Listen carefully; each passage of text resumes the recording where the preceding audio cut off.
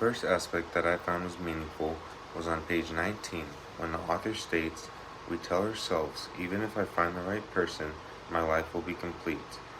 If it were, we would have friends that never failed us and marriages that never fractured."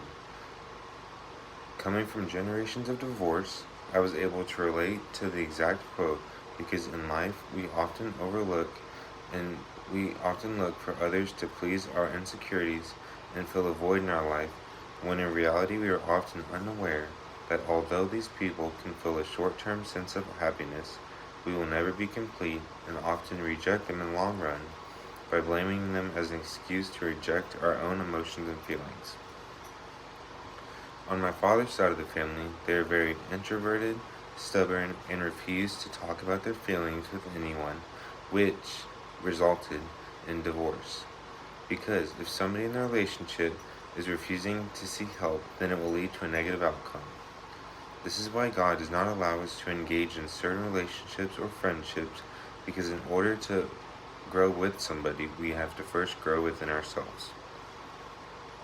The second aspect that I found meaningful was on page 25. It discussed the topic of using a person in order to make your life more complete. I was able to make a very good connection when it stated a person is just another project, an accomplishment to put on your resume, your relationship resume. This was very interesting to me because at the high school and university levels, we tend to see this a lot. No matter what people think, say, or do, they are constantly a nervous wreck in this part of their lives. They always try to climb the ladder of popularity, which is why many of the girls and guys that I knew would hang around anyone that would boost their popularity or self-esteem, no matter their age, looks, personalities, or morals. At this stage of my life, the information given to me has allowed me to reflect and apply it not only in my personal growth, but as well as my relational growth from friendships to romantic relationships. For a long time, I was always trying to please people and boost my own popularity status growing up.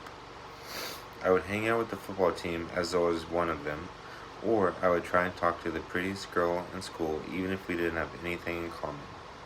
However, what I have learned since then and from these past experiences was the fact that love is not possessive. The term love and putting it into action is not something to be used or thrown around loosely.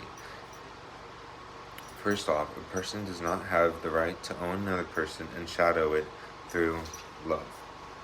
Instead, loving somebody is caring deeply for that person and wanting the best for them in every aspect of their life and your life, whether they're by your side or not. I also was able to apply these principles and restrictions I had placed on myself and remember that in order to love somebody, I need to heal myself first. After recognizing this, I was able to take a vast group of people who I thought were my friends and reduce it to around 4 to 5 people. I also was luckily given the chance to be humbled by my now girlfriend, who has taught me that love is not shown through popularity status, but rather a reflection of loving a human being eternally, just as Jesus eternally loves creation himself. 2 spiritual or biblical principles that correspond with the information that I have learned this week was that when in a relationship, the couple should always desire to put Christ first and to always show empathy and forgiveness to their spouse. It is very easy to get caught up in the beginning of the relationship with each other. As a result, most couples tend to forget about putting God above everything else, which can lead to divorce,